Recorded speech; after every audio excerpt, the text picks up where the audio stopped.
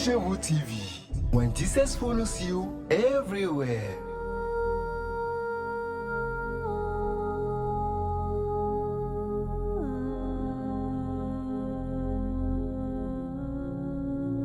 Shalom, shalom, bien chers fidèles internautes et téléspectateurs de Christ chez vous TV. Ce matin, nous savons encore très nombreux câblés sur votre chaîne préférée dans votre émission Rendez-vous Pasteur. Alors, ça fait un bon moment que nous ne sommes plus vus. Mais je crois que ce matin, l'Éternel nous a encore fait grâce en nous envoyant un de ses serviteurs. Et je crois, au travers de ce programme de ce matin, nous allons encore comprendre beaucoup de choses. Généralement, lorsque nous rentrons dans le ministère ou lorsque les gens reçoivent l'appel de Dieu, ils se posent des questions. Est-ce qu'il faille forcément que je me forme? Certaines personnes trouvent que ce n'est même pas la peine de se faire former. Je crois que ce matin, le thème de notre émission se centrera sur ça, la nécessité d'une formation pastorale. Alors, comme vous pouvez le constater, j'ai à mes côtés un éminent homme de Dieu qui nous est venu directement de la Côte d'Ivoire pour spécialement cette émission. C'est le prophète que je vais laisser le soin vous-même de découvrir. Alors, cher homme de Dieu, soyez le bienvenu. Merci beaucoup, Pasteur Aristide. Ok, je voudrais quand même que vous vous présentiez à notre public qui veut savoir qui est cet homme de Dieu qu'on a envoyé et qui veut nous expliquer. Oh, gloire à Dieu. Avant tout propos, j'aimerais saluer cette belle initiative. J'aimerais dire merci à nos responsables de cette chaîne de télé. Nous voyons un peu la soif dont le peuple de Dieu a ces derniers temps. Et je crois que cette émission vient comme cette goutte d'eau qui va étancher la soif de beaucoup de chrétiens. Donc, merci déjà pour l'invitation. Je suis le missionnaire à Benoît-José, de la Côte d'Ivoire à Lomé. Chez le nom de Seigneur. Alors, je rappelle que le missionnaire Adonai Josué, il est point comme prophète et il a également des émissions qu'il fait en ligne que nous avons baptisées Exousia. Alors, sans plus tarder, bien aimé, alors, comme je le disais, qu'est-ce que nous pouvons entendre par l'appel de Dieu? Que pouvons-nous entendre par l'appel de Dieu? Alors, merci beaucoup, Pasteur Aristide. Vous avez dit qu'est-ce que nous pouvons entendre par l'appel de Dieu. Je dirais que déjà l'appel de Dieu est une invitation. Une invitation de Dieu à un homme. Et nous allons mieux comprendre cela en disant Proverbe chapitre 1, le verset 24. Je vais lire déjà la version Louis-Sigon et ensuite nous allons lire la version Bible en français pour mieux comprendre. Donc dans la version Louis-Sigon, il est dit puisque j'appelle, notez bien avec moi, là c'est Dieu qui parle, il dit puisque j'appelle et vous résistez, puisque j'étends ma main et personne ne prend garde. Déjà quand j'ai vu j'appelle et vous résistez, je me suis dit il faut que je lise dans une autre version pour pouvoir mieux comprendre qu'est-ce que le Seigneur nous fait comprendre par sa parole. Et voyons ensemble dans la version Bible en français courant, il est dit à partir du verset 24, mais je vous appelle et vous refusez mon invitation. Wow.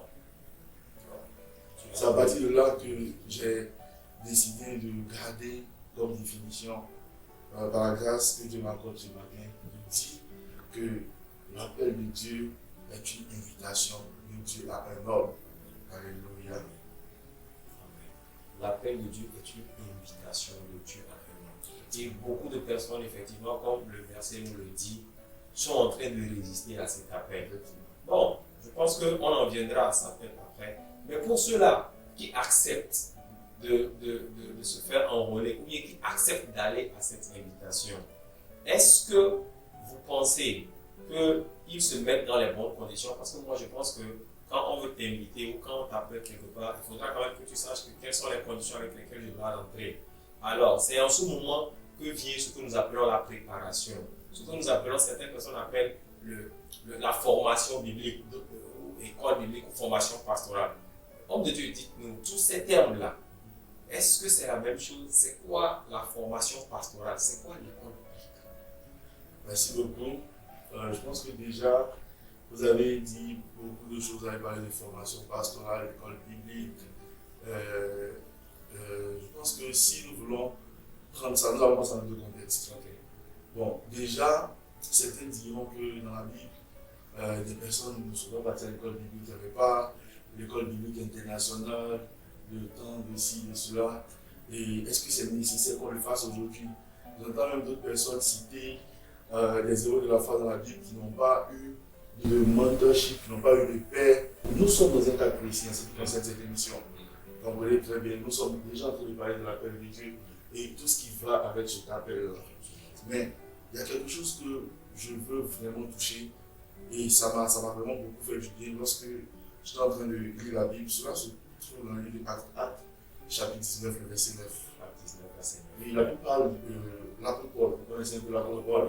L'apôtre Paul a eu une rencontre spectaculaire avec le Seigneur. Vous comprenez un peu. Et j'aimerais dire qu'il y a certaines personnes qui se disent que l'appel de Dieu commence forcément par un appel spectaculaire. Non, tous les appels sont divins, sont surnaturels, mais ne sont pas forcément spectaculaires. Moi, par exemple, je n'ai pas vu une maison trembler, mais je ne m'en pas parlé. J'ai senti cette conviction dans mon cœur, j'ai senti cette invitation, Dieu qui me tendait la main et j'ai accepté. Mais voilà l'apôtre Paul. Parce que nous voyons que son appel était spectaculaire. Pendant qu'il allait persécuter les chrétiens, il a fait une rencontre. Et Jésus lui a dit, Paul, pourquoi me persécutes-tu? Donc, de cette rencontre, nous avons vu comment les choses ont suivi. Nous avons vu comment Dieu a amené Ananias à parler à l'apôtre Paul et prier pour lui. Je peux dire déjà, cette partie, cette action-là montre comment Dieu, par un homme, est passé pour faire quoi? Pour confirmer l'appel de l'apôtre Paul. Mais nous voyons ensuite que quelque chose de très bon s'est passé. C'est qu'avant le ministère, la Bible nous enseigne que l'apôtre Paul s'est retiré pendant 3 ans en Arabie. Ce que beaucoup de personnes ignorent. Mais maintenant, nous allons voir l'apôtre Paul, après avoir reçu cette formation, pendant qu'il était dans le ministère, il touchait un point très important. Et c'est ce que nous avons lu dans Acte 19, verset 9. La Bible dit, mais quand quelques-uns restaient endurcis et incrédules, donc ils étaient dans la synagogue, ce qu'on appelle aujourd'hui les temples, des lieux où les gens pensent qu'ils connaissent, ils savent. Nous allons dans des églises, nous voyons des appelés, ils se disent, bon, ça suffit simplement, je vois les anges, j'entends Dieu qui me parle. Moi, souvent, je me pose la question, bon, si Dieu te parle, pourquoi est-ce que quand tu es en train de converser avec Dieu, tu ne demandes pas, et tu ne poses pas de questions sur tous les problèmes que tu traverses? Déjà, ça doit attirer notre attention. Comprenez un peu. Et je ne dis pas que Dieu ne peut pas le faire, mais nous savons que notre Dieu est mystérieux. C'est pour ça qu'il est notre Dieu. Et la Bible déclare que personne ne connaît Dieu. Personne ne connaît Dieu. Et c'est ça la force auprès de Dieu. Donc, quand nous voyons dans ce qui est écrit ici, c'est là dans la synagogue que l'apôtre Paul va. Mais nous voyons 2 catégories de personnes. La première catégorie, ce sont ceux qui résistaient, ceux qui étaient endurcis et ceux qui étaient incrédules, décriant devant la multitude la voix du Seigneur. Vous voyez un peu. Ça, on parle de ceux qui rejettent l'appel. Maintenant, pour ceux qui acceptent l'appel, on dit qu'il se retira d'eux, sépara les disciples. Notez bien, les disciples. Ceux qui étaient avec Jésus n'étaient pas d'abord appelés apôtres, ils étaient appelés disciples. Un disciple a un maître. Vous comprenez un peu? Un disciple a un maître.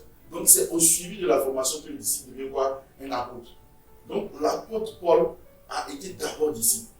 Nous voyons qu'après qu'il ait reçu l'appel, après qu'il ait rencontré le Seigneur Jésus, ça n'a pas été directement qu'il s'est lancé dans le ministère. Il est resté d'abord avec les apôtres. Et la Bible dit quoi? Qu'ils ont prié et ils ont séparé Paul pour l'œuvre à laquelle Dieu l'avait appelé.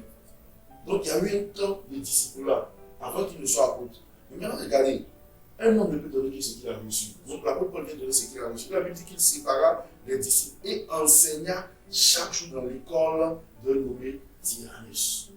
Donc il y a une école biblique qui a existé et c'est l'école de Tyrannus. Et pendant ce temps, ça a duré 2 ans. L'apôtre Paul a travaillé et il a formé des disciples qui sont devenus des apôtres. Donc, pour renchérir, j'aimerais dire, il faut se faire former parce que celui qui n'est pas formé, il est formé. Wow. Il faut se faire former parce que celui qui n'est pas formé, il est formé. Et j'ai même entendu l'évêque au début qui a dit quelque chose que Dieu n'enverra jamais quelqu'un qui n'a pas préparé dessus. Imaginons que vous êtes dans un avion et on nous dit que le pilote, c'est votre petit frère. Pourquoi? Parce que déjà, vous savez que votre petit frère n'est pas préparé à cette tâche. Il faut qu'il fasse d'abord ses preuves. Et pendant qu'on se rend compte de ce jour donné, encore un verset, pendant qu'on se rend compte de continuer, je vais vous donner encore un verset. Ce verset, c'est dans 1 Timothée 3, le verset 10. 1 Timothée 3, le verset 10 dit qu'on les éprouve d'abord. Qui sont les hommes? Les hommes ici, c'est ceux qui croient avoir l'appel, qui se disent qu'ils veulent servir Dieu. L'apôtre Paul parle pas à Timothée en disant Timothée, en tant qu'évêque, si tu veux positionner un homme de Dieu, quelqu'un qui veut servir, qu'il soit éprouvé. La valeur vient de l'épreuve. La beauté vient de l'épreuve. Donc on ne peut pas fuir l'épreuve. Même Jésus a été éprouvé avant d'être glorifié. Donc ici, la Bible dit qu'on les éprouve d'abord et qu'ils exercent ensuite leur ministère. Pas qu'ils exercent et qu'on les éprouve après. Ce que vous devez savoir, c'est qu'ils doivent être d'abord. Et je parle à quelqu'un qui me suit. Je pense que c'est pas un hasard si tu fais cette émission. Dieu est réellement en train de te parler. C'est le moment que je te pose la question, est-ce que je dois suivre une formation ou est-ce que je dois entrer directement dans le ministère? Les anges vont me parler, le Saint-Esprit va me parler, mais je veux te dire directement, regarde ce que le verset dit. La Bible dit que nous devons être d'abord éprouvés et ensuite exercer le ministère s'ils sont sans reproche. S'ils sont sans reproche. Ça, c'est profond. Parce que beaucoup de personnes se disent, après tout, les hommes de Dieu, c'est des hommes naturels que Dieu s'est choisis. Mais c'est vrai, parce que l'apôtre Paul, quand il parlait à son fils Timothée, il a donné certaines caractéristiques par rapport à celui-là qui vient faire une charge d'évêque, celui-là qui aspire à être évêque. Il a donné des caractéristiques par rapport à cela. Et donc, moi, la question en fait que je me pose, homme de Dieu, c'est vrai, c'est important qu'on fasse une formation. Mais est-ce que aujourd'hui, la formation pastorale, la formation biblique, c'est elle qui fait d'un homme de Dieu un homme de Dieu authentique? Ok. Alors moi, je pense qu'il n'y a pas de numéro de série qui confirme qu'un homme de Dieu est un homme de Dieu authentique. Voilà. Mais le Seigneur nous a montré par sa parole une façon de discerner. Il dit vous les reconnaîtrez par leurs fruits. Comprenez un peu, vous les reconnaîtrez par leurs fruits. Donc déjà, si quelqu'un veut avoir une façon de pouvoir discerner, pour savoir si c'est un homme de Dieu, qu'il regarde les fruits. Qu'il regarde les fruits. Mais pour dire qu'il y a une application pour scanner un homme de Dieu, pour dire cet homme de Dieu est authentique, ça dépend, c'est relatif. Et ça dépend de ton niveau de discernement. Mais moi, je pense même que le fait qu'on décide de se soumettre avant d'être un maître, c'est-à-dire qu'on se soumet avant d'être un maître, est un signe qu'il y a de l'authenticité dans son appel. Parce que ça montre le procédé, le processus de comment Dieu travaille. Dieu commence petit et il rend grand. La graine est d'abord la graine meurt, la graine grandit et elle devient ce table-là où les oiseaux vont venir prendre de l'ombre, manger les fruits, où les gens vont utiliser les feuilles et les arbres. Donc si tu ne veux pas commencer petit, en tout cas de l'expérience que j'ai jamais vu quelqu'un qui a commencé grand, on commence toujours petit. Et le fait d'accepter d'être formé est un signe d'humilité. Le fait de refuser une formation est un signe d'orgueil. Et la Bible dit que Dieu résiste aux orgueils mais fait grâce aux hommes. Dieu résiste aux orgueils et fait grâce aux hommes. Aujourd'hui, nous voyons beaucoup de personnes dans le ministère. Je les entends dire, bon, excusez-moi, il y a certaines personnes, quand tu leur poses la question, qui est ton père? Qui est ton père? Il y a des personnes qui vont aller te citer des choses là pour te dire que le seul père, c'est Jésus-Christ. Et donc, lui, tant que son père, c'est Jésus-Christ, ça lui va, lui n'a pas besoin d'un père ici. Homme de Dieu, face à cette situation, à ses frères, à ses amis, à ses collègues-là, qui veulent entrer dans le ministère, mais qui refusent de se faire former. Vous aviez dit que celui qui ne veut pas se faire former, il déforme. Alors, quelles sont les conséquences directes de ces actions dans son ministère? Déjà, lorsque j'étais en train de parler, il y a juste ce flashback là que j'ai eu. Vous devez savoir quelque chose qui est important. Et je veux vraiment que celui qui m'écoute, je sens, il y a des personnes qui nous suivent. Que Dieu bénisse cette chaîne. Moi-même qui suis sur ce plateau, je suis d'abord édifié. Et je veux dire à cette personne qui me suit, ce n'est pas un hasard. C'est vraiment pas un hasard. Écoute-moi très bien. L'appel de Dieu. L'appel de Dieu, une invitation. Pose-toi la question, pourquoi est-ce que Dieu t'invite? C'est la question que tu dois te poser d'abord, pourquoi est-ce que Dieu t'invite? Et tout dépend de la vision que tu as. Parce que je me dis, si tu entres dans quelque chose que tu ne connais pas, que tu ne maîtrises pas, on a tous, notre ministère a tous commencé par un appel. Et c'est nouveau. Tu ne peux pas rester là simplement, même quand ce sont des anges, quand ce sont des esprits qui te parlent, il y a quelque part ce doute-là que tu as. Tu as vraiment besoin qu'une personne qui a déjà emboîté ses pas vienne te dire qu'est-ce que tu dois faire pour partir. Moi, je ne crois pas à ces personnes qui disent qu'ils sont self-made people, c'est-à-dire qu'ils se font eux-mêmes. Non, moi, je ne crois pas en cela. Moi, je pense que c'est une autre façon de voir les choses. Mais il faut qu'on puisse reconnaître ensemble que, avant de pouvoir exercer, il faut d'abord qu'on soit enseigné. Regardez un truc. Je veux le dire, là je le ressens, je ne sais pas si c'est le bon moment, mais je vais le dire. Vous devez savoir qu'il est permis de faire des erreurs lorsqu'on est en formation. L'erreur est tolérée. Mais lorsqu'on est en exercice, l'erreur n'est plus tolérée, l'erreur est pénalisée. Comprenez un peu. Donc, il y a des choses qu'on peut apprendre. Pendant que j'étais à l'école biblique, l'évêque m'a dit quelque chose de très important. Il dit, il y a des erreurs que vous devez faire maintenant quand vous êtes à l'école biblique. La façon de gérer les personnes, la façon de mal parler, tout ça. Maintenant que vous devez faire ces erreurs-là. Parce que ces erreurs, si vous les emmenez dans le ministère, cela peut avoir une grande répercussion.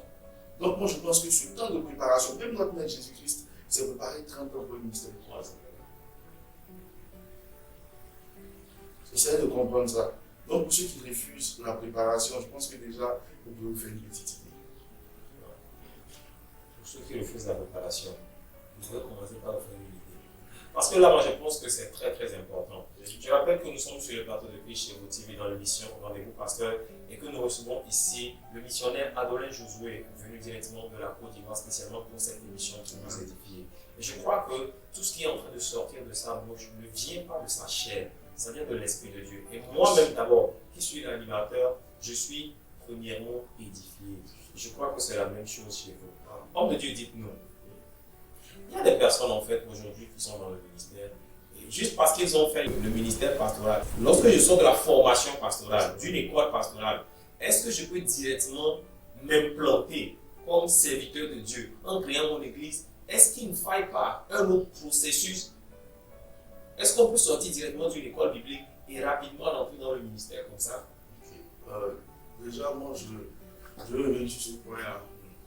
Je veux que ceux qui nous suivent sachent que nous ne sommes pas là à leur imposer.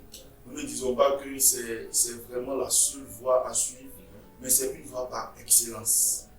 Et nous avons lu le verset qui dit dans 1 Timothée, nous avons lu ce verset, je vais revenir sur 1 Timothée. Excusez-moi que je fasse sortir ce verset-là rapidement. Yes, 1 Timothée. La Bible dit qu'on les éprouve d'abord. On les éprouve. L'épreuve vient, moi je pense, après la formation. C'est-à-dire, vous allez voir, même dans le monde séculier, permettez-moi de prendre cet exemple, le monde séculier, et je vais donner la différence entre le monde séculier et le monde spirituel. C'est que dans le monde séculier, on est d'abord formé et ensuite on est éprouvé. Mais avec Dieu, la formation vient de l'épreuve. C'est-à-dire, dans le monde séculier, on dit racine carrée de temps égale à temps.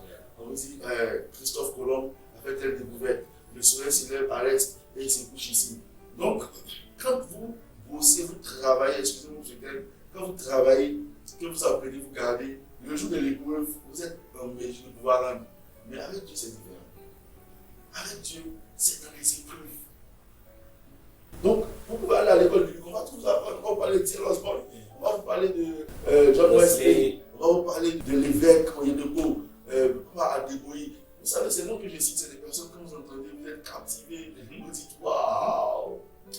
J'aimerais vous cette vraie chair. Oh mon Dieu, je pense que après l'école biblique, c'est dans le temps d'épreuve.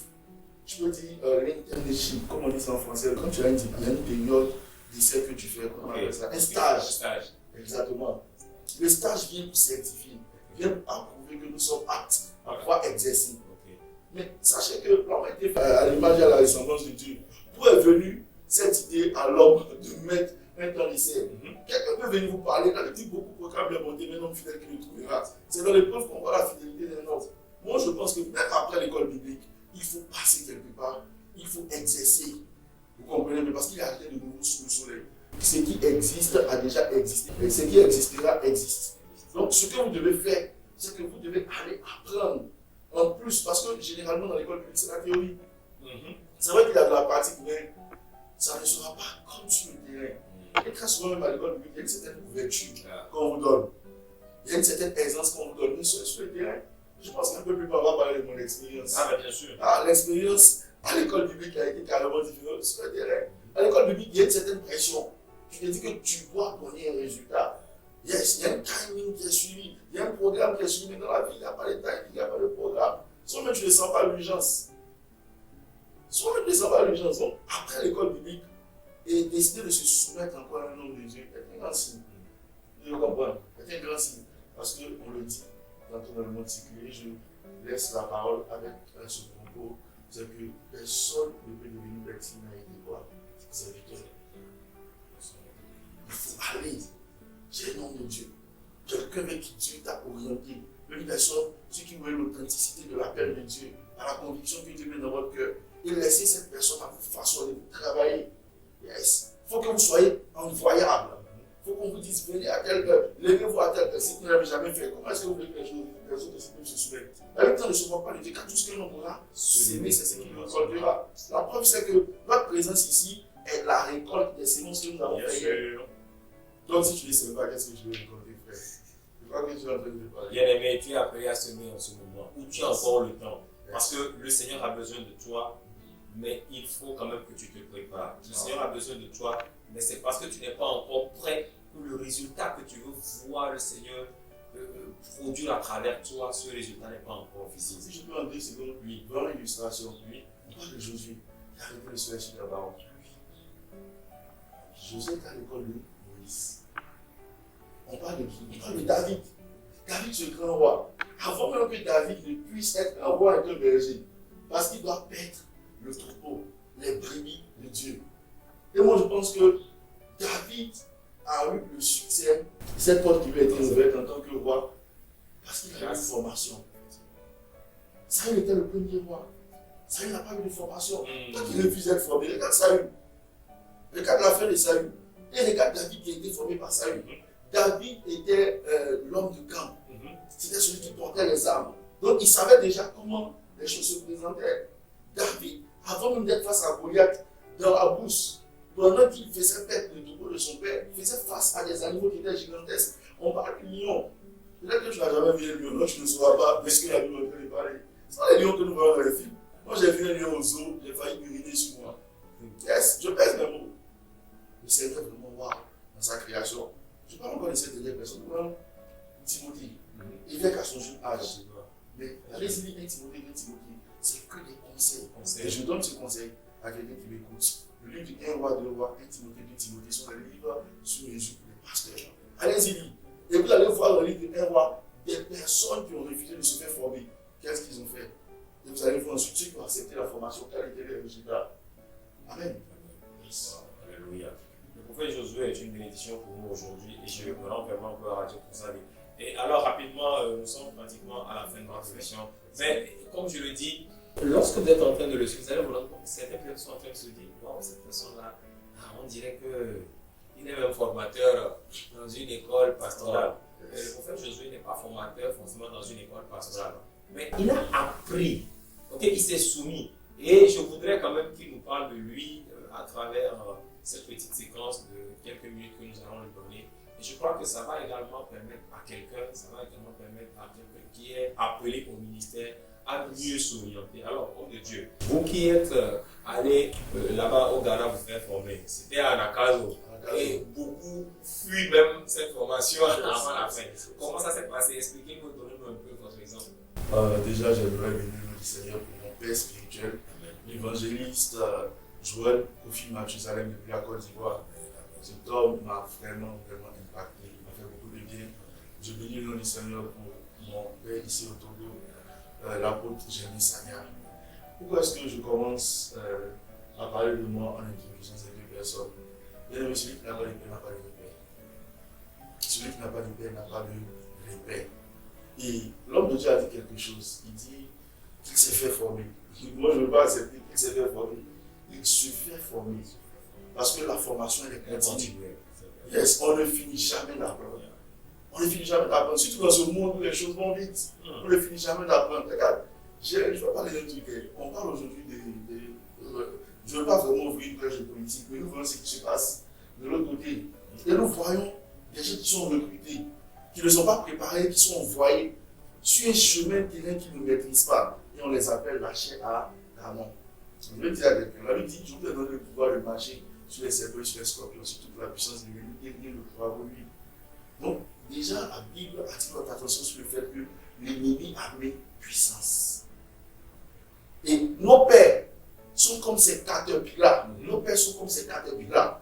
Nos pères sont ces personnes-là qui ont remué, qui ont sacré le terrain et qui ont déjà une certaine maîtrise de là où nous voulons entrer. C'est pour ça que le commencement, c'est dans nos pères. Parce que je me rappelle quand j'ai créé une petite situation, je me dis que mon père, si je dit comme ça, il me dit fait comme ça, et les résultats viennent.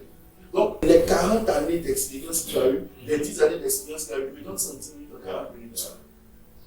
Vous voyez un peu. Donc, comme je suis en train de vous dire, ces personnes-là me permettent de pouvoir aller rapidement. Parce qu'ils partagent avec moi des expériences qu'ils ont acquises un bon nombre d'années. Donc, juste en 10 minutes d'échange, en 40 minutes d'échange, je suis livré un secret de 10 ans. Exactement, je suis rempli. Et vous avez dit quelque chose, vous avez dit, quand on m'entend parler, on se dit déjà que je suis un enseignant. Mais je me dis que c'est le résultat de l'épreuve. Et je suis constamment en train d'être éprouvé. Parce que la Bible dit soyez transformés par le renouvellement de l'intelligence. La transformation vient lorsque notre intelligence est renouvelée. Et notre intelligence est renouvelée lorsque nous sommes tournés par la connaissance. Vous allez voir quelque chose de très important. Lorsque l'Esprit de l'Éternel descend sur nous, selon Isaïe 11, le verset de la Bible, la première conséquence, c'est que Dieu nous donne un esprit de sagesse et d'intelligence. Pas de prophétie ou de guérison des malades. Et bon, je crois et j'affirme que le ministère, c'est 60% de sagesse, 40% d'onction. Et cette sagesse-là, nous l'acquérons lorsque nous passons du temps avec les pères. Parce que les pères sont des encyclopédies, sont des personnes remplies d'expérience. Donc, pour moi, personnellement, Dieu m'a fait la grâce de voyager dans certains pays. Et je peux vous dire, je peux l'affirmer que notre façon d'adorer Dieu diffère. Yes. La façon dont les gens aiment Dieu en Côte d'Ivoire est différente de comment les gens aiment Dieu au Ghana et de comment est-ce que les gens aiment Dieu au Togo. Mais de ces trois pays, il y a quelque chose en commun. C'est que tous ceux qui impactent, tous ceux qui réussissent, se soumettent à l'épée, passent par une formation. Regardez un peu, j'aimerais parler de cette vision dans la maison du potier. C'est-à-dire, quand le prophète a reçu la vision, il est entré dans la maison du potier et c'est le potier qui lui a donné une forme. Vous comprenez un peu? Vous allez voir le processus du potier, lorsqu'il veut donner la forme au pot, lorsque ça ne prend pas la forme qu'il veut, qu'est-ce qu'il fait? Il presse le pot. Et vous allez voir, même quand il trouve la forme, le pot doit passer par l'épreuve du feu. Mais dans le feu, c'est vrai que ce n'est pas facile, le pot souffre. Mais finalement, nous voyons que ce vase devient un vase honneur qui est entre les mains des rois. La Bible dit si vous voyez un homme habile dans son ouvrage qui se tient auprès des rois, la formation va donner d'être habile. Celui qui a une don va utiliser ce don. Et c'est ça le but de la formation. Et je pense que c'est ce que j'ai appris à partir de mon expérience personnelle. C'est bon, tu peux être un prophète, tu peux recevoir les dons, il faut que tu aies les pères qui puissent un cadeau de tes dons, soit canalisé. Fais attention, que le don prophétique que Dieu t'a donné, ou ce ministère que Dieu t'a donné, ne te donne pas la maladie. Et je crois fermement que cette expérience va faire du bien à quelqu'un. Alléluia. Gloire à Dieu pour la vie de l'homme de Dieu qui nous a vraiment bénis ce matin, qui nous a impacté à travers ses explications claires et concises, inspirées vraiment par l'Esprit de Dieu. Et je crois également qu'un frère, un ami, une sœur qui reçoit l'appel de Dieu et qui est en train d'hésiter, qui ne sait même pas. Parce que certaines personnes, écoutez, ils sont juste dans l'église, ils n'ont même pas la notion de paix, ils n'ont même pas. Mais ils sentent quand même qu'ils ont une envie au ministère où Dieu les appelle. Et ils ne savent pas en fait comment s'y prendre. Et je crois sincèrement que le Seigneur, à travers cette émission, est en train de mettre les pions, de baliser le chemin pour ces personnes. Alors, pour laisser le prophète Josué partir, alors homme de Dieu, Inch'Allah a déjà introduit, vous êtes également sur un ministère. Okay? Est-ce que vous pouvez rapidement, en quelques secondes, nous parler de votre ministère prophète? Je veux parler d'Exousia. Voilà, il y a des gens peut-être qui veulent commencer par vous suivre. Comment est-ce qu'ils font? Ok, Dieu vous bénisse. Merci pour cette occasion que vous me donnez. Donc, nous sommes Exousia. Exousia du grec qui veut dire autorité. Donc, Exousia, nous manifestons l'autorité par la prière. Alléluia. Exousia, manifester l'autorité par la prière. Donc, si vous allez sur Facebook, vous tapez Exousia, manifester l'autorité par la prière. Et comme l'homme de Dieu l'a dit, on va aussi vous donner le lien, à partir duquel vous pouvez nous rejoindre. Je ne sais pas sur quelle plateforme on va échanger. Envoyez ça dans les commentaires. Ensuite, nous allons voir qu'est-ce que nous pouvons faire. Et nous nous connectons les lundis et les jeudis à partir de 20h avec GMT. Et c'est une plateforme intercommunautaire. Et les gens se connectent un peu partout, les quatre coins du monde. En fait. Ce sont des belles expériences que nous passons. Ça va nous faire du bien. Si vous avez vu que j'ai quelque chose qui peut vous être utile, je pense que ça sera aussi l'occasion pour vous de pouvoir nous rejoindre et d'être bénis. Amen, amen, amen. Alors, je rappelle que vous voulez vous faire former, vous voulez vraiment entrer dans le ministère, vous cherchez des repères. Je crois, à mon humble avis, que tout ce que vous venez d'écouter ce matin, ça vous balise le chemin. Et nous allons demander au prophète Adolin Josué également de laisser son contact rapidement pour ces personnes qui peuvent le contacter par WhatsApp. Si vous avez des questions, vous avez peut-être des témoignages par rapport à ce qu'il a dit, vous voulez peut-être poser des, je sais pas, vous avez peut-être des choses, des suggestions, des apports, vous pouvez l'appeler directement via son numéro WhatsApp, sans que vous soyez, on me dit rapidement le numéro WhatsApp. Oui. Déjà, j'aimerais que vous preniez l'indicatif, c'est le plus 225. Le plus 225, la Côte d'Ivoire, ou soit 00225 07 78 00 05 76 07 78 00 05 76. Précédé du plus 225 du 00225. Oui, on va rapidement mettre ça aussi sur, ça va s'afficher sur le bas de l'écran et facilement vous pourrez entrer en contact avec l'homme de Dieu quand et comme vous voulez. Alors, bien aimé, c'est ainsi que se referme ce nouveau numéro de rendez-vous pasteur. Alors, j'étais le frère Aristide Poyoti, un serviteur depuis la maison de prière pour toutes les nations. Et au passage, je salue mon père spirituel, l'apôtre Germain Sagna, qui sûrement est scotché en train de nous regarder, qui ne rate jamais ce genre d'émission. Et l'homme de Dieu peut-être voudrait dire un ou deux mots encore à ses poulains, à ses fidèles qui ont la petite dessus sur. Je veux dire que vous voyez un peu comment Dieu est fidèle. Il y a un temps pour toutes choses. Et ma présence sur ce plateau est en train de montrer la nouvelle dimension dans laquelle Dieu nous amène. Mais je ne veux pas être quelqu'un qui pense seulement à lui. Je veux particulièrement, en ces quelques mots, bénir ces initiateurs, ceux qui ont mis ce projet en place, cette télévision, les personnes derrière les écrans, derrière les caméras, derrière les éclairages, que Dieu vous bénisse davantage, que ce que vous recherchez, tout ce que vous entretenez, que Dieu permette à ce que cela soit un succès et que Dieu permette à ce que cette émission soit une référence un peu partout. Et la Bible dit dans Romains 4:14, celui qui fait une salaire, lui comme une grâce, mais comme une chose dure. Et vous qui êtes en train de livrer, il y a un salaire. Mettons la grâce de votre il y a un salaire qui vous est dû. Et je vous vois recevoir cela. Que le Seigneur bénisse mes fils, que ceux qui sont connectés à cette émission soient bénis. C'est un prophète. Avec dit qu'on a l'éternel serait établi pendant ces prophètes pour la prospérité. Je vous lâche la grâce de la prospérité sur votre vie. Assurément, vous allez témoigner. Que Dieu vous bénisse. Amen. Dieu vous bénisse également, homme de Dieu, pour tout ce temps que vous avez passé. Et merci à tous les fils et filles de la maison de prière pour toutes les nations situées à Agouel, à Tchambé. Merci à tout le personnel de Christ chez vous qui se bat pour que la voix de Dieu puisse retentir sur tous les quatre coins de ce pays. Nous vous quittons et nous vous donnons rendez-vous sur la prochaine émission, sur la même chaîne. Shalom, shalom, bye bye. Shalom, bye.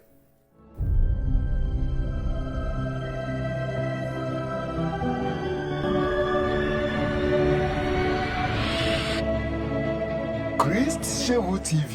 When Jesus follows you everywhere.